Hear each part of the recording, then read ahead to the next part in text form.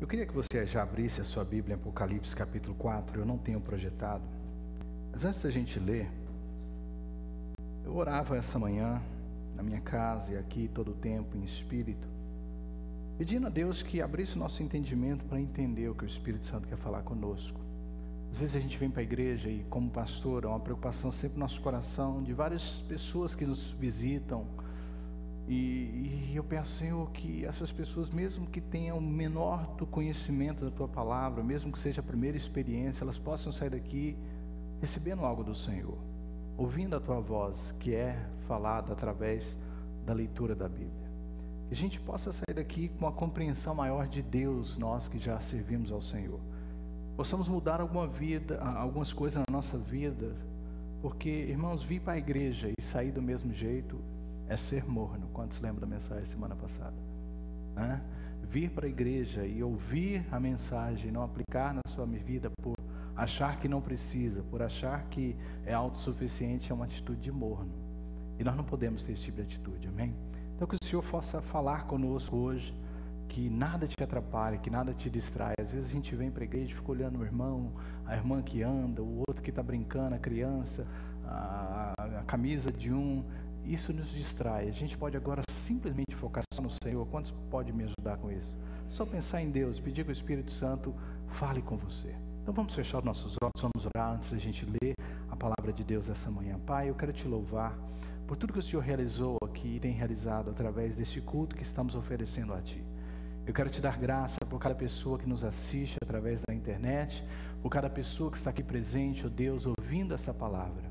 Ó Deus, que nós, ao sairmos daqui, possamos ter tido uma experiência gloriosa com o Senhor. Fale conosco essa manhã. Move em nossos corações algo divino e que a Tua presença, Senhor, nunca se aparte de nós. Muito obrigado por tudo. Em nome de Jesus. Amém. Como eu disse, semana passada eu trouxe uma mensagem introduzindo o livro de Apocalipse. Eu, de certa forma, estou me regozijando nesse livro e feliz porque eu não estou pegando a parte difícil de ser pregada desse livro. Difícil não pelo conteúdo dela ser mais complicado e teológico do que os outros, mas difícil porque as notícias, a partir do capítulo que nós vamos ler hoje, elas não são tão boas. E diga-se de passagem, por causa dessas notícias, por causa desses acontecimentos narrados em Apocalipse capítulo 6 em diante, muitos têm um foco e uma perspectiva muito negativa desse livro, porque esse livro fala de coisas não tão boas. Mas hoje, o entendimento dessa mensagem de hoje vai trazer para você uma visão totalmente diferente do Apocalipse, totalmente diferente do capítulo 6 até o capítulo 19. Você vai entender o que Deus quer que nós venhamos a entender de fato nesse livro. Amém? Então eu tenho aí projetado para você só o texto, que é Apocalipse capítulo 4. Mantenha sua Bíblia aberta ou o seu aplicativo, porque a gente vai ler outras partes de Apocalipse, depois de lermos Apocalipse 4, versos 1 a 11. Se você encontrou, mesmo que a sua tradução seja diferente, me acompanhe nessa leitura. Diz o seguinte: depois dessas coisas olhei e diante de mim estava uma porta aberta no céu. A voz que eu tinha ouvido no princípio falando comigo, como trombeta, disse: suba para cá, e lhe mostrarei o que deve acontecer depois dessas coisas. Imediatamente me vi tomado pelo Espírito, e diante de mim estava um trono no céu, e nele estava sentado alguém.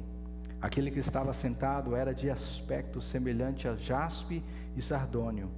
Um arco-íris, parecendo uma esmeralda, circundava o trono, ao redor do qual estava outros 24 tronos, e assentado neles havia 24 anciãos. Eles estavam vestidos de branco e na cabeça tinha coroas de ouro. Do trono saía relâmpagos, vozes e trovões. Diante dele estavam acesas 7 lâmpadas de fogo, que são os 7 Espíritos de Deus. E diante do trono havia algo parecido como um mar de vidro claro como cristal. No centro, ao redor do trono, havia 4 seres viventes cobertos de olhos, tanto na frente como atrás. O primeiro se parecia com um leão, o segundo parecia um boi, o terceiro tinha um rosto como de homem, e o quarto parecia uma águia em voo. Cada um deles tinha 6 asas e era cheio de olhos, tanto ao redor como debaixo das asas. Dia e noite repetem sem cessar: Santo, Santo, Santo é o Senhor, o Deus Todo-Poderoso, que era, que é e que há de vir.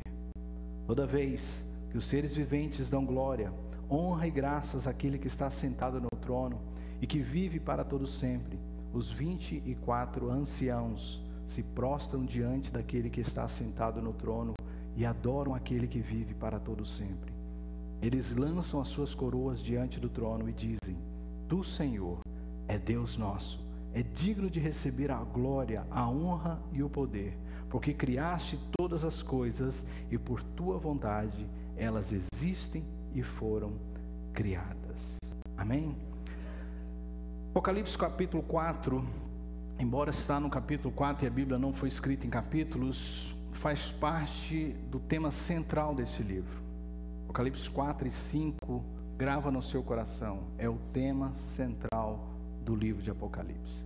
Até aqui no capítulo 1, 2 e 3, nós tínhamos visto uma revelação de quem Jesus é. Nós falamos sobre isso semana passada. Se você não viu a mensagem, ouça, já está disponível na nossa página da internet. E falamos também que Jesus é o Senhor da igreja. E falamos que Jesus tem um recado para a igreja. São 7 igrejas que representam 7 períodos da história da igreja do Senhor sobre a face da terra.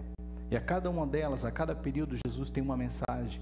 E nós vimos a semana passada, ou de louvor ou de exortação. E em particular eu escolhi a última igreja como representação da nossa história, dos nossos dias, como a igreja de Laodiceia, a igreja morna, que se sente cheia, se sente orgulhosa e se sente às vezes sem a necessidade de receber do Senhor algo. E nós vimos que de lá para cá há um panorama modificado totalmente. Você veio comigo rapidamente no verso de número 1, que diz que depois dessas coisas, e são essas coisas que eu acabei de escrever, depois que João tem essa visão do Cristo ressurreto, das igrejas e de todas as cartas escritas à igreja, o panorama muda totalmente. E João chega no que nós chamamos nessa sala do trono, a sala celestial. John Stott usa um título essa semana para quem está lendo o nosso devocional, e eu usei o título dele como tema da minha mensagem: o trono da sala celestial. De lá João tem uma perspectiva do céu sobre os eventos aqui na terra, coisas que vão acontecer, coisas que estavam acontecendo e coisas que iriam acontecer. Ele vê o que nunca se viu antes e tenta colocar em palavras. Daí o uso de tanto simbolismo e tanta dificuldade de entender o livro. Eu dizia para os irmãos que estavam no grupo de conexão, de um dos que eu participei essa semana, eu participei de 3 grupos de conexão e foi uma benção. Nós encerramos essa semana, estamos entrando num período agora de 2 semanas de intervalo, voltaremos daqui 2 semanas. E eu dizia a esses irmãos: imagine você sendo tomado no século XVI, por exemplo, e uma máquina do tempo te leva ao ano 2016. E você tem uma visão das coisas que estavam acontecendo no ano 2016 e depois você volta rapidamente para contar às pessoas do século XVI. Imagine ele tentando explicar um celular. Imagine ele tentando explicar telas planas de LCD que a gente tem em vários lugares. Tentando explicar avião e todas essas coisas tecnológicas que nós temos hoje. Com certeza não seria nada fácil se essa missão fosse dada a você. E essa missão foi dada a João, e por isso a dificuldade de João colocar em palavras. Ele no primeiro século, mais de 2000 anos atrás, tentando colocar em palavras o que ele estava vendo, e o que ele estava vendo não era nem algo deste mundo que viria a acontecer. Ele estava descrevendo algo que era de um mundo espiritual que ele até então nunca tinha visto. E João volta e tenta colocar em palavras. Então o capítulo 5, capítulo 4 e capítulo 5 é um capítulo de uma revelação de algo muito, muito especial. E aí João faz o uso de vários símbolos. O que nós precisamos colocar no nosso coração, que eu vejo que é tema central no capítulo 4 e 5, é que Deus está tentando mostrar para João o seguinte. Se você, semana que vem o pastor vai continuar essa mensagem e vai ver que do capítulo 6 em diante as coisas não vão ser muito bacanas. Vai começar a acontecer alguns eventos, e João vai ver o que seria o futuro na face da terra, que não são muito bons. Mas Deus quer que João saiba que antes que essas coisas aconteçam, que antes de qualquer evento desse, eu quero que você saiba o seguinte, João: eu quero que você saiba quem está no controle, eu quero que você saiba quem manda e quem reina. Então, antes de João ter a revelação das coisas negativas, João precisava de saber quem estava no controle. E eu acho que isso é chave para a gente entender o livro de Apocalipse. E é chave para a gente entender qualquer coisa que venha acontecer neste mundo. Deus está no controle. Amém? Isso é chave. Essa é a parte que não pode sair nunca do nosso coração. Eu conversava com uma pessoa essa semana, e há várias pessoas que pensam assim, e eu não estou criticando quem pensa assim, que vai chegar um momento em que nós vamos estar totalmente tendo que nos proteger de todas as pessoas, inclusive os nossos vizinhos, porque o mundo vai entrar num caos que as pessoas vão começar a atacar umas às outras. E muitas pessoas creem assim, acreditam que por causa disso nós temos que nos preparar e estar pronta para nos defender. Irmãos, eu continuo pensando como Salmo 127. Se o Senhor não vigiar a cidade, em vão vigia o sentinela.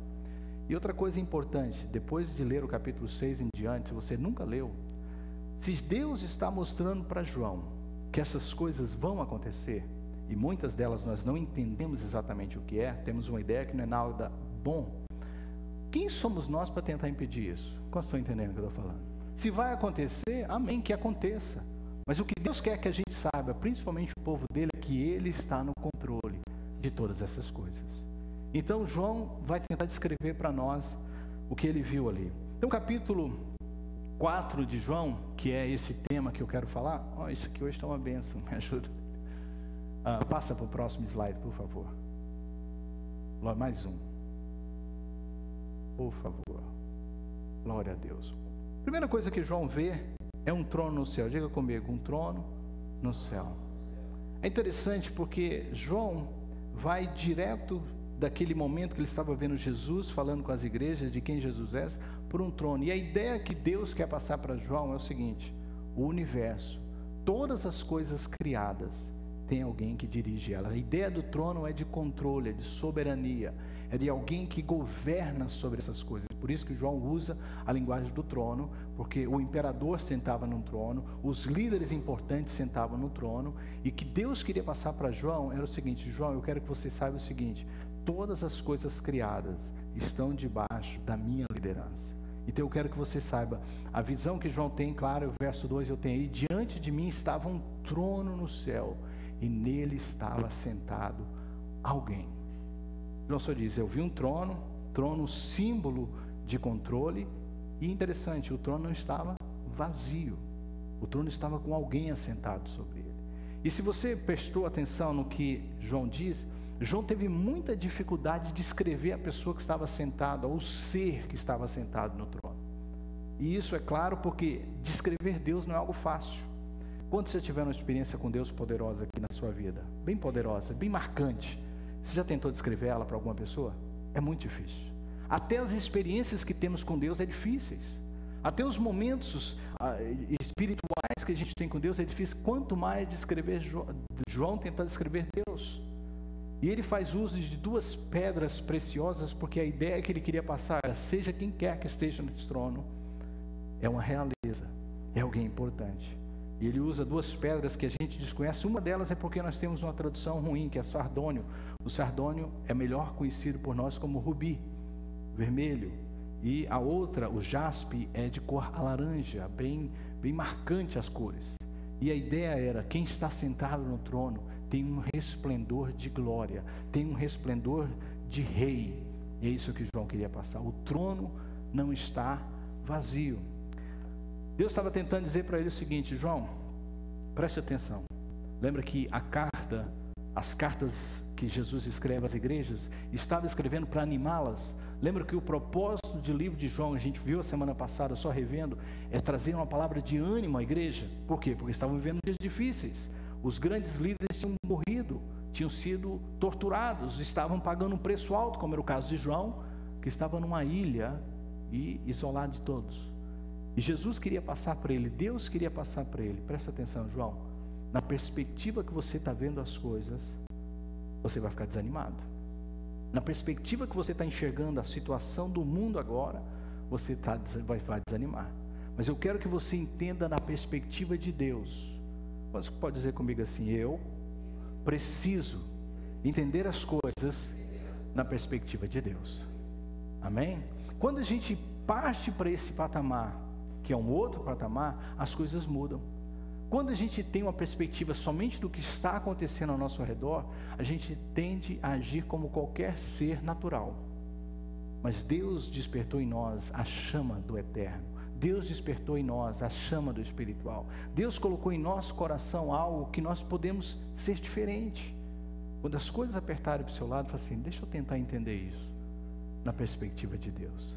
Porque se eu olhar nessa visão que eu estou vendo agora, eu não vou conseguir entender nada. E a primeira coisa que você vai se lembrar é disso.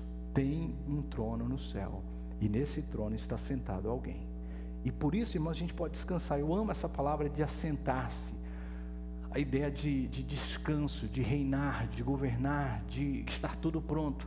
Só se assenta, e eu não estou falando com você agora, quem não tem mais nada para fazer, na verdade. Se você está ocupado, você precisa estar se movimentando, se você precisa ainda de fazer alguma coisa. Mas se você se assenta, é porque tudo já foi feito, tudo está no seu devido lugar, e você senta para descansar, e você senta para reinar, para controlar o que você fez. A ideia de um trono e alguém assentado nele é essa ideia. Deus está num lugar de controle do universo e tudo já está pronto. Então nada nesse mundo vai acontecer sem a supervisão de Deus.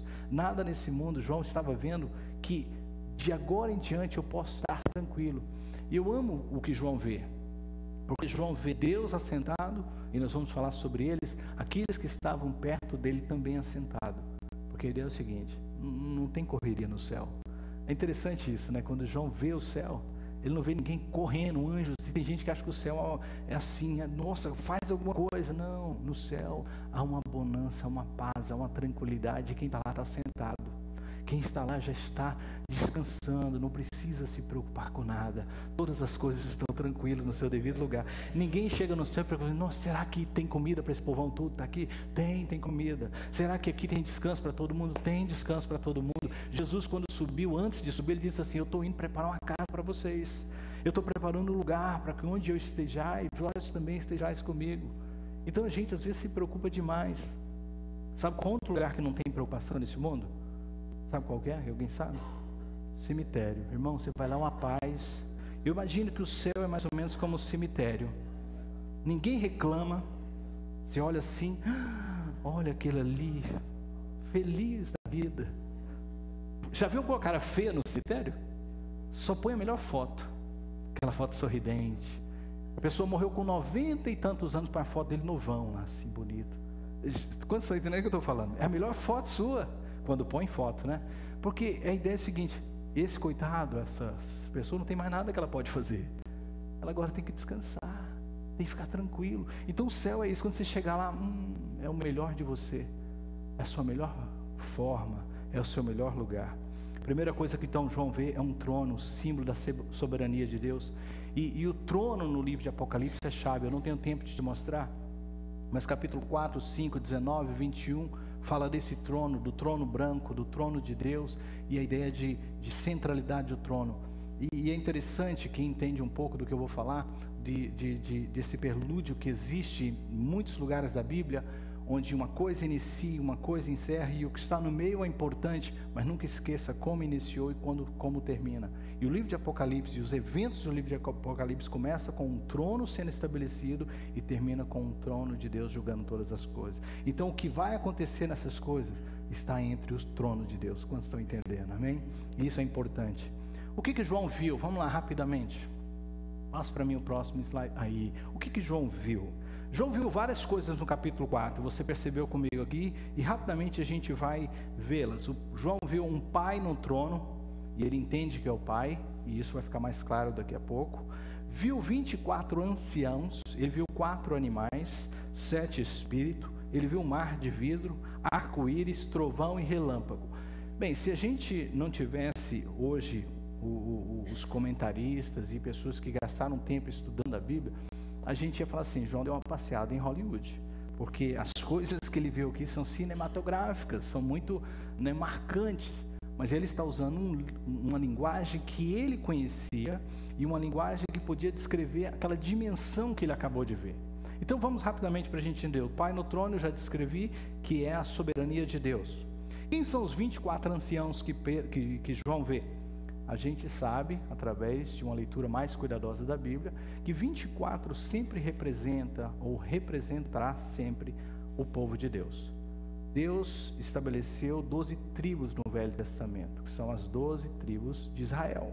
E no Novo Testamento, Jesus escolhe 12 apóstolos. E esses 12 do Velho Testamento e os 12 do Novo simbolizam a aliança que Deus tem com o seu povo, tanto do Velho Testamento como do Novo. E a ideia de ver 12 mais 12, 24, a ideia é a seguinte: eu vi que diante de Deus estava o povo de Deus.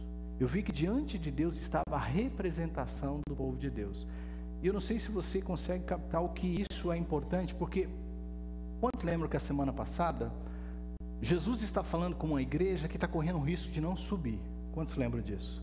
E Jesus estava falando com aquela igreja o seguinte: eu quero que vocês se arrependam antes que seja tarde demais e eu os lance fora, e vocês não venham entrar. Lembra que no capítulo anterior termina claramente falando isso: ao que vencer. Se você lembra ainda o capítulo 3, versos 20 em diante, ele falou: eu estou à porta e bato. E o verso 21, ao que vencer, darei o direito de assentar-se comigo no trono e receber a coroa. E é tão interessante que João agora tem uma visão, e você vem aqui comigo rapidinho, e fala assim: eu vi lá essa representação. Ou seja, embora Jesus está exortando a igreja, eu tenho uma palavra de esperança para você, João: a igreja vai subir. Quantos podem dar glória a Deus por isso? Eu não sei quantos mornos não vão ouvir. Eu sei que eu não vou ser parte dos mornos. Eu sei que Jesus está a ponto de lançar fora muita gente, mas eu sei que eu não vou, e você tem que ter a mesma convicção. Eu não vou ser lançado fora. Eu vou lutar como Paulo lutou até o fim para chegar, porque eu quero estar. E existe já essa representação, o que mostra para mim que a igreja vai vencer. Era para você dar um glória a Deus agora. A igreja vai vencer, irmãos. A igreja vai passar pelo que passar, mas ela vai vencer. Deus sempre separou para ele um remanescente. Deus sempre separou um grupo de pessoas que leva a sério esse negócio de ser crente. Isso é bom, muito bom. Porque tem gente que coloca todo mundo no mesmo saco. É farinha do mesmo saco. Eu conheço igrejas, já conheci pastores, e eu não quero mais papo com isso. Eu quero te dizer, se você pensa assim, você que me ouve, nem todo mundo é farinha do mesmo saco. Há um grupo que pertence a esses 12 que já estão no céu, que vai chegar lá. A representação do povo de Deus. Próxima coisa que ele vê os 4 animais. Isso aqui é muito difícil de interpretar.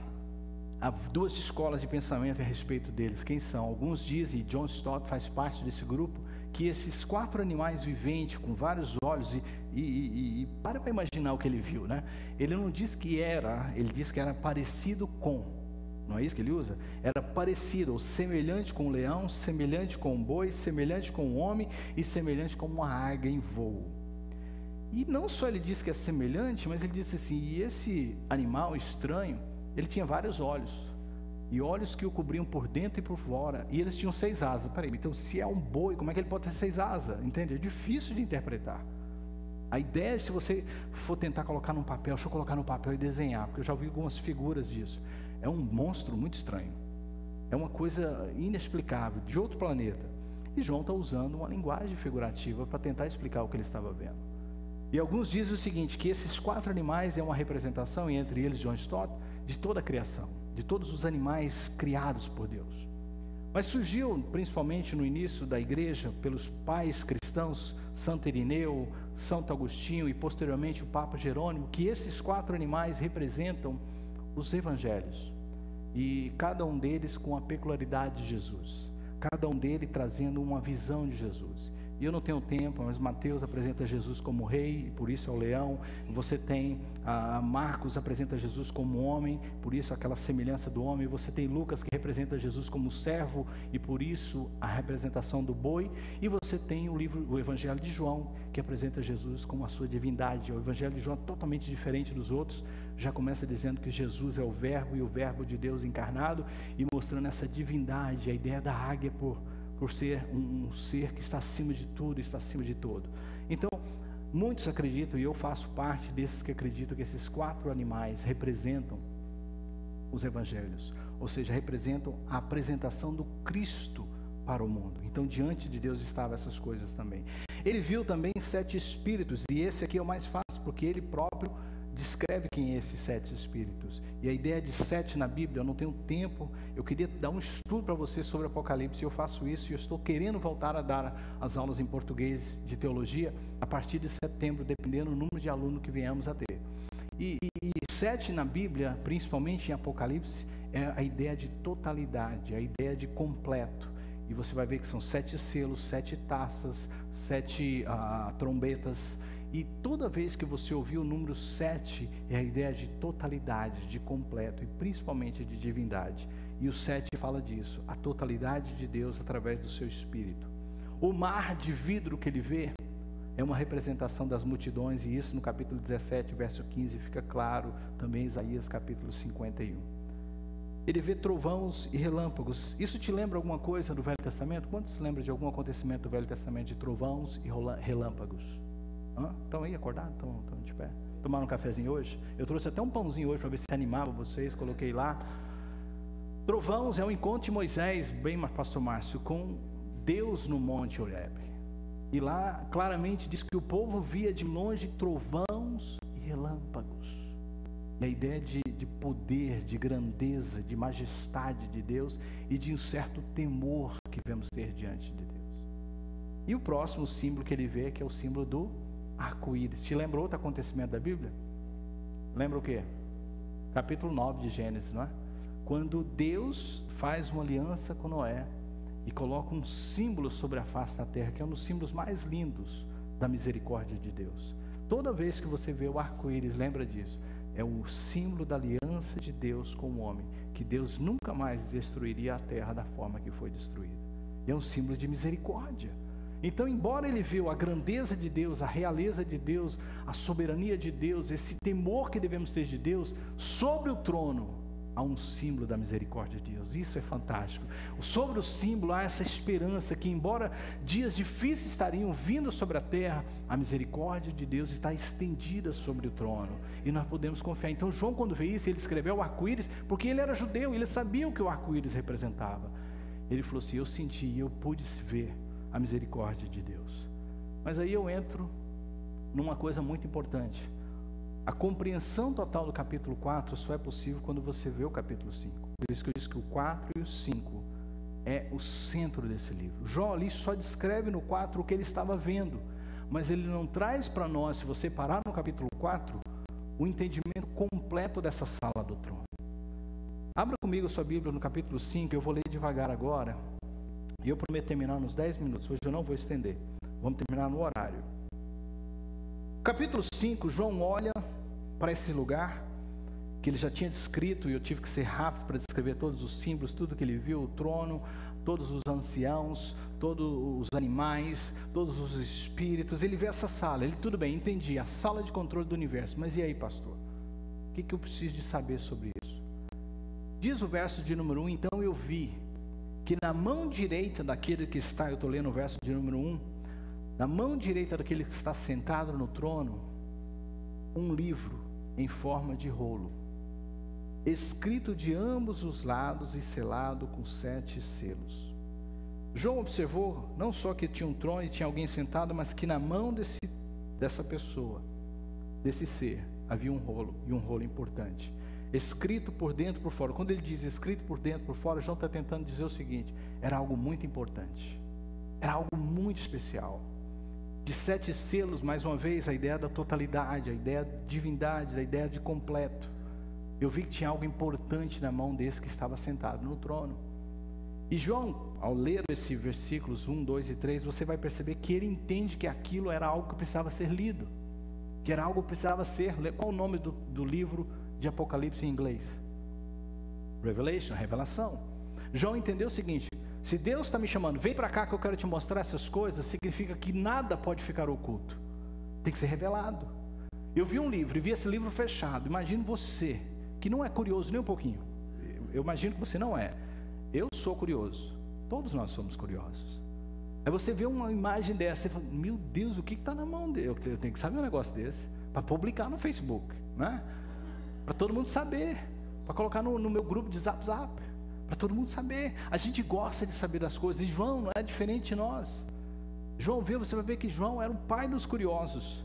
Ele vê no verso 2: eu vi um anjo anjo poderoso, proclamando em alta voz: quem é digno de romper os selos e de abrir o livro? É quase que ele está agitando, né, o coração de João, essa curiosidade de João.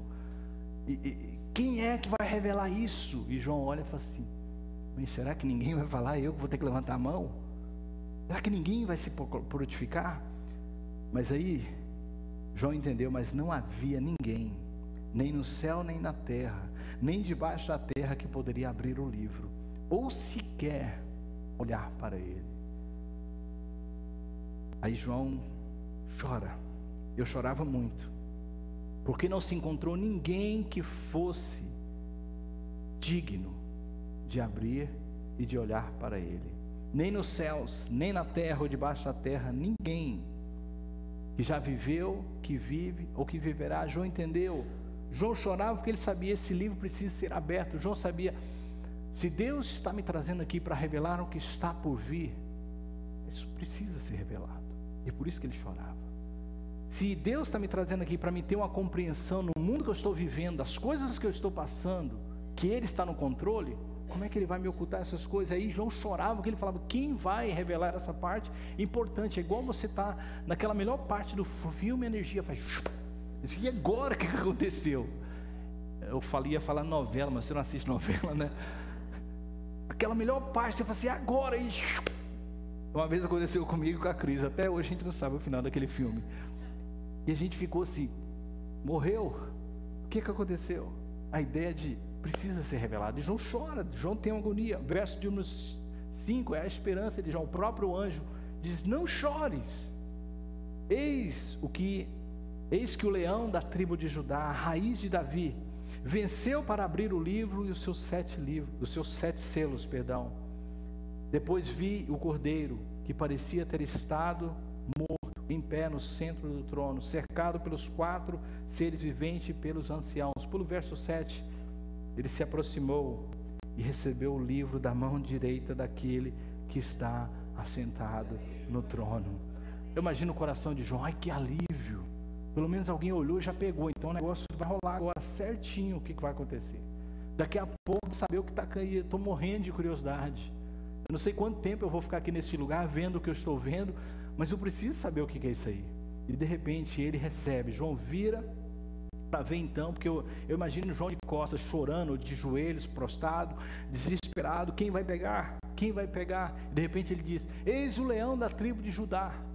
E é interessante, eu só chamo a atenção disso porque, embora Jesus é apresentado no capítulo 1 como o princípio, o fim, o ômega, o alfa e o ômega, aquele que é todo poderoso, não foi por essa razão que Jesus recebeu o livro das mãos daquele que está assentado no trono. Jesus não recebe o livro porque Ele é o Criador de todas as coisas. E você vai ver mais tarde que a razão que Ele recebe é porque Ele foi o único que foi morto e ressuscitou. Ele foi o único que foi capaz de pagar o preço pelos nossos pecados. A garantia que Jesus tem de tomar isso com autoridade é porque Jesus tem autoridade divina e autoridade terrena. E se esse selo, esse livro que representa o testamento da terra, fala a respeito da terra, ninguém no céu poderia, porque ninguém na terra, nos céus, é terreno. Mas também ninguém da terra pode ir, subir e pegar, porque ninguém da terra é divino. Mas Jesus é tanto divino como terreno, e por isso que Ele pode tomar. Só existe um representante entre Deus e os homens, e esse é Jesus. É por isso que a gente pode se alegrar, irmãos. Nós temos um representante no céu, de carne e osso, como eu e você. Um dia que Ele se tornou carne, veio a esse mundo e se tornou como nós, Ele se tornou a nossa representação no céu, o próprio Deus. Que alívio! Mas João olha, porque o anjo linguarudo fala leão, mas ele olha e ele vê quem? Ele vê um cordeiro. Eis o leão. Ele olhou: eu estou vendo um cordeiro. A imagem que ele vê é do Jesus como ele foi apresentado aqui na terra naquele momento, como aquele que foi morto. E por isso que a ideia de autoridade de Jesus sendo entregue para morrer em nosso lugar. Jesus é rei e leão pelo anjo, porque o anjo já sabia o local que ele estava, por isso que ele é apresentado como rei, como leão, porque ele já estava reinando. Mas a imagem de João ainda de Cristo era do Cristo servo. Então essa dupla visão que ele tem, ele anuncia o leão, mas João ainda vê, e isso é revelador para nós, irmãos. Todas as vezes que a gente fala assim: eu quero te apresentar Jesus, Tem muita gente que tem a ideia do Cristo ainda preso numa cruz, e um coitadinho. Tem muita gente que a visão que eles têm de Jesus é a visão do Cristo ainda, sabe, sendo maltratado e humilhado. Mas a Bíblia nos revela que Cristo reina e muito em breve voltará. E nós estávamos cantando ainda há pouco que Ele virá, irmãos, e não agora como sofredor, mas como o Rei dos Reis e Senhor dos Senhores. Muito em breve Ele estará nesse mundo nos trazendo para ser como Ele é. Isso é tremendo, porque a gente fala assim, você tem que ser como Jesus. Sempre quando as pessoas falam para mim, eu falo assim, qual deles você está se referindo? Porque se você está se referindo ao coitado, pisoteado, não sei o que, isso aí Ele fez tudo para eu não ser isso. Ele me chamou para ser sacerdote, para ser rei, uma nação santa. É esse Cristo que eu estou copiando. Então a ideia que muitos têm, assim, eu vejo para alguns de vocês, mas eu não vejo o Cristo na sua vida. Eu falei, qual Cristo você está olhando? O cordeiro ou o leão? Porque aquele que está nos céus agora, Ele é rei, Ele é Senhor. Mas João ainda tinha essa visão que muitos têm do Cristo sofredor. No céu então começa um grande louvor. Naquele momento começa algo tremendo. Isso aqui é chave para entender o livro de Apocalipse. Imagine você, os 7 selos que vão ser abertos, e eu não vou ter tempo hoje de falar sobre eles, é assunto da semana que vem. Eles vão desencadear um período muito, muito difícil sobre a face da terra. E começa já abrindo primeiro e soltando esses 4 cavalinhos que vai vir sobre a terra, irmãos, mas esses cavaleiros e esses cavalos são perigosos. E John Stott tem uma visão muito diferente do que eu acredito, principalmente pelo cavalo branco. Ele acredita ser o próprio Cristo. Eu entendo como o anticristo, que vai trazer uma falsa paz temporária. E depois disso vem o cavalo vermelho, que é o sinal da guerra, e o cavalo preto, que é o sinal da morte, e o cavalo amarelo, que é o sinal da fome. Eu imagino você e eu, Deus vai revelar, João, vem cá que eu vou te mostrar as coisas ruins que vai acontecer na terra. E a primeira coisa que eu quero que você saiba é o seguinte, João, dias difíceis vão vir. Então está aqui, ó, esse arsenal aqui, ó, para você pegar alguma coisa para você se proteger. Então tem aqui, ó, palavra de poder para você lançar e o povo cair por terra. Tem aqui isso aqui, que é uma metralhadora do céu, que você vai e o povo vai cair tudo debaixo do poder de Deus. Tem isso aqui. Não foi isso que Deus apresentou para João. Porque Deus queria mostrar para João o seguinte, João, nada que eu venha te colocar aqui na sua mão vai adiantar nada. Eu quero que você tenha a atitude que você vai ver aqui no céu, diante daquilo que vai estar acontecendo sobre a terra. E sabe qual é a atitude? Eu quero que você me adore. Eu quero que você me louve. Eu quero que você exalte aquele que está no trono. Porque não há nada que a gente vai poder fazer diante das coisas que vão acontecer neste mundo. Mas a gente tem que estar adorando. Sabe por que a adoração é importante? Porque deve ser um momento só de você e Deus. Deve ser um momento que só você e Deus estão conectados. Irmãos, na adoração ninguém mais importa, só Deus. E eu nunca consegui entender essa ideia de livro de louvor ter que chamar a igreja para adorar. Eu nunca entendi isso. Isso para mim, até hoje eu estou tentando entender isso. Porque quem sabe quem Deus é, não precisa de pedir para essa pessoa adorar a Deus. Não precisa de pedir para essa pessoa exaltar a Deus, porque ele sabe quem Deus é. Ele sabe que aquele momento é só Deus que importa. E Deus está dizendo assim, João, diante de tudo que vai acontecer, o que é mais importante que você saiba, é que toda a criação, todos os seres, a gente vai ver aqui o verso 8, tudo que existe, deve estar me adorando. Ele, verso 8 diz, ao receber o selo da mão que estava sentado no trono, João vê que os 4 seres viventes e os 24 anciãos que estavam diante do Cordeiro, cada um deles tinha sua harpa e taças de ouro cheias de incenso, que são a oração dos santos. E eles cantavam um cântico novo. Tu és digno de receber o livro e de abrir os seus selos, pois fostes mortos, e aqui o que eu falei, que a razão que ele recebe é por causa disso. Foi morto e com teu sangue compraste para Deus gente de toda tribo, língua, povo e nação. Tu os constituístes reino e sacerdotes para o nosso Deus, e eles reinarão sobre a terra. Então olhei e ouvi a voz de muitos anjos, milhares e milhares e milhões de milhões. Eles rodeavam o trono, bem como os seres viventes e os anciãos, e cantavam em alta voz, digno é o Cordeiro que foi morto de receber poder, riqueza, sabedoria, força, glória e louvor. Verso de número 13, então depois dessas coisas, vi que todas as criaturas existentes no céu, na terra, debaixo da terra e no mar, e tudo o que neles há, diziam, aquele que está sentado no trono, e ao Cordeiro, seja o louvor, a honra, a glória e o poder, para todo sempre. A única coisa que Deus queria que João soubesse: João, antes de você saber tudo que vai vir sobre a terra, todo momento difícil, e viria um julgamento, eu quero que você saiba o seguinte: você pode continuar confiando, porque você jamais adoraria um Deus que te abandonou. Você jamais adoraria um Deus que não se importa com você. E Deus está tentando mostrar para João e está tentando dizer para nós, neste mundo, e Jesus fala isso para os seus discípulos, João capítulo 16, verso 33, ele diz assim: no mundo tereis aflições, mas tende bom ânimo. Tende bom ânimo. Ele diz assim: eu estou lhe dizendo essas coisas para que vocês tenham paz, porque nesse mundo vocês terão aflições, mas tenha bom ânimo, porque eu venci o mundo. Antes mesmo de subir, Jesus sabia que ele era vencedor. Então eu concluo essa mensagem dizendo o seguinte para nós. Eu já peço para o Walter e os irmãos de louvor estarem voltando. O que nós podemos aprender com a visão que João teve e quer nos passar essa manhã? Primeira coisa, que Deus está no controle do universo. Diga comigo: Deus está no controle do universo. E se Deus está no controle do universo, se você é dele, ele está no controle da sua vida. Ele está no controle da sua vida. Vira para a pessoa que está do seu perto, de você, com muita sensibilidade, se você não a conhece. Se você conhece, tudo bem. Mas diga assim: você sabia que Deus está no controle da sua vida? Isso pode ser aterrorizante para alguns, mas para mim me traz uma paz tremenda. De saber que a minha vida está nas mãos daquele que criou todas as coisas, que a minha vida pertence a Ele. É por isso que Paulo diz em Romanos 4, quem poderá nos separar do amor de Deus que está em Cristo Jesus? É por isso que a confiança de Paulo era grande em relação a isso. Ele falou: não é a morte, não é o inferno, não é potestade, não é perseguição, não é espada, nada poderá nos separar do amor de Deus que está em Cristo Jesus. Então, Deus quer que a gente saiba: eu estou no controle de todas as coisas. Segundo, é que a igreja vai chegar no céu. Amém? Você que faz parte da igreja do Senhor, você vai chegar no céu. Se você está colocando a sua vida diante do Senhor diariamente, fazendo o que Deus espera que você faça, você vai chegar lá. Às vezes você passa por uns trancos e barrancos e fala assim: não, esse negócio não é para mim não. É para você sim. Isso é difícil, esse negócio de ser crente é difícil demais. Não é não. Lança sobre Ele toda a sua carga, lança sobre Ele todas as suas dificuldades. Tem gente que acha que pastor é Superman. Nós, irmãos, a gente paga um preço.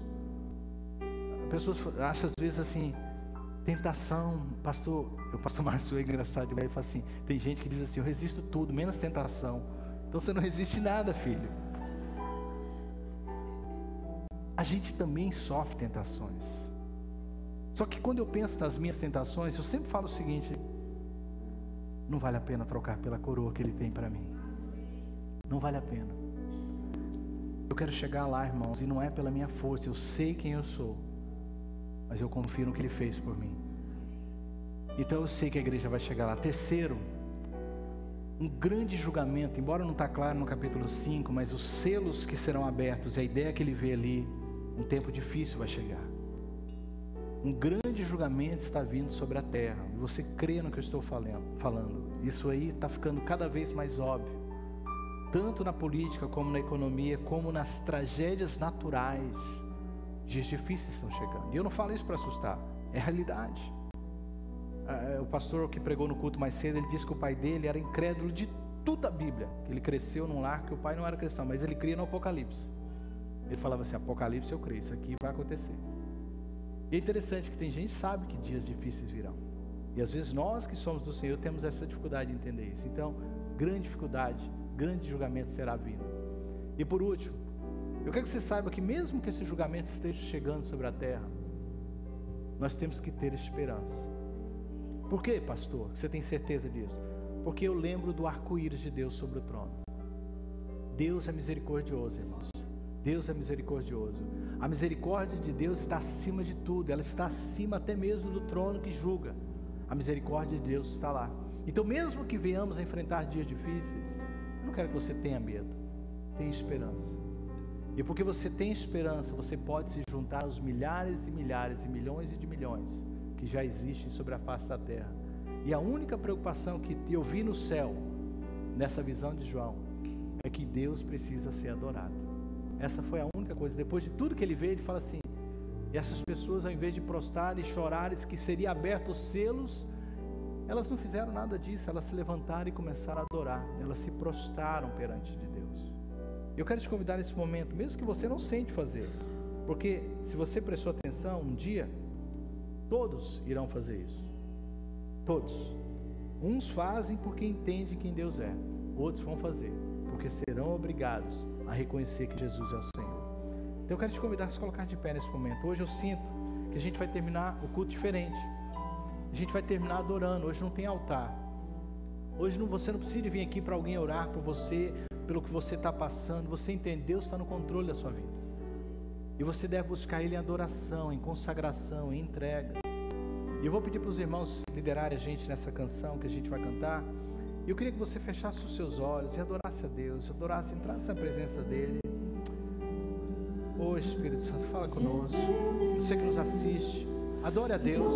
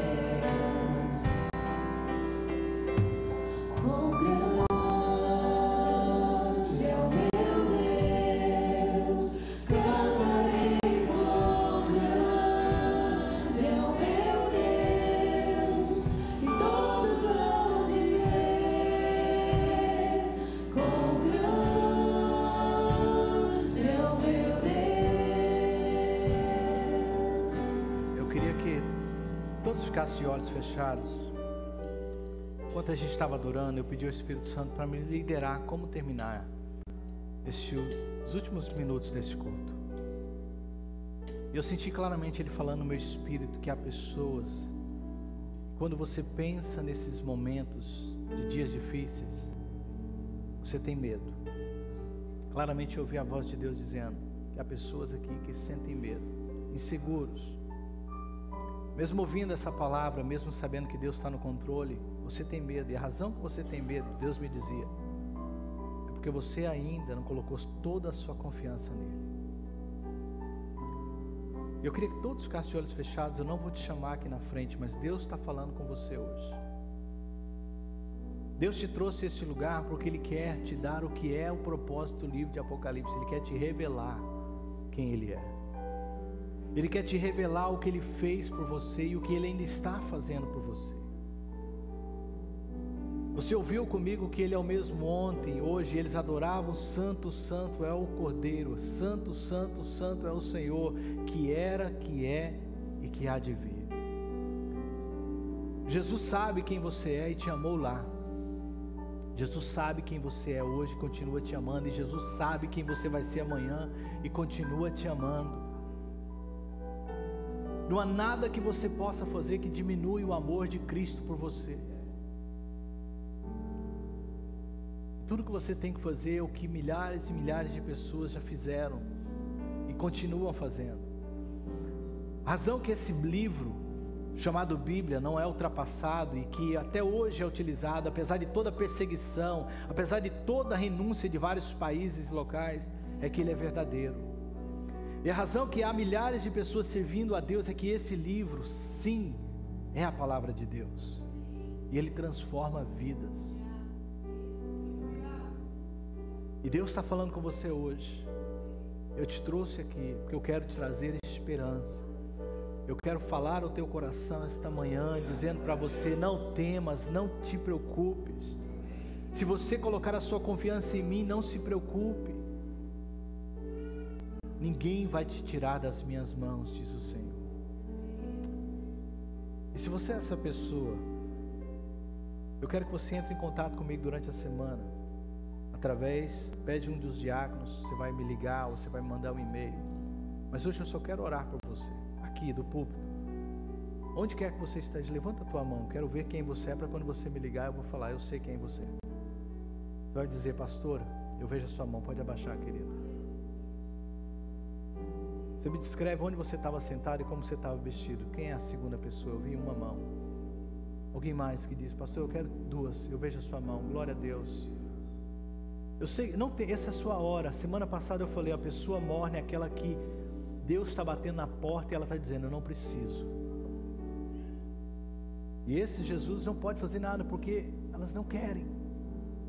Mas se você abrir a porta do teu coração, Ele está te dizendo: eu quero tirar esse medo, quero te trazer a segurança, que eu vou cuidar de você nos momentos difíceis. Alguém mais? Alguém mais? Senhor, eu vejo essas mãos, Senhor. Como o Senhor me fala, Senhor, eu creio que todo esse medo, toda essa insegurança vai sair, Senhor. Jesus, quando eu lancei minha vida nas tuas mãos, Senhor, o Senhor me deu uma paz que excede todo entendimento. Que essa paz divina, essa paz do céu que invade a nossa vida aqui na terra. Oh Deus, eu me lembro como fosse hoje, em lágrimas eu me entreguei a Ti, Senhor, e o Senhor tirou todo o medo do meu coração, todo o ódio, toda a vingança, toda a insegurança e toda a destruição que o pecado causou na minha vida, Pai. E o Senhor começou a trabalhar em mim, Senhor, transformar, e eu creio que o Senhor vai fazer com essas pessoas. Oh Jesus, eu oro que o Teu Espírito comece a falar com ela, e a Tua palavra, Senhor, que vida possa gerar neles, Senhor, a fé que eles precisam para Te servir, Senhor. Pai, eu oro em nome de Jesus por essas pessoas, Senhor. E eu profetizo que a boa obra que Deus começa na sua vida hoje há de aperfeiçoar. Que a tua fé em Deus hoje colocada aqui mudou a tua história para a eternidade. Que você fará parte dessas multidões que estarão perante o Senhor um dia o adorando. Jesus, Jesus, vamos continuar adorando a Ele. Às vezes a gente se prende ao relógio, mas se você precisar de ir, está com criança pequena, tem o culto infantil, eu sou sensível a você, eu sou pai também, e eu não vou te criticar por nada, mas eu sinto que o Espírito Santo está nos liderando a adorar Jesus mais. E se você puder, quiser vir para esse altar, onde você está, se prostrar perante dele, faça isso. Adoração é você e Ele, ninguém mais importa. Te é o meu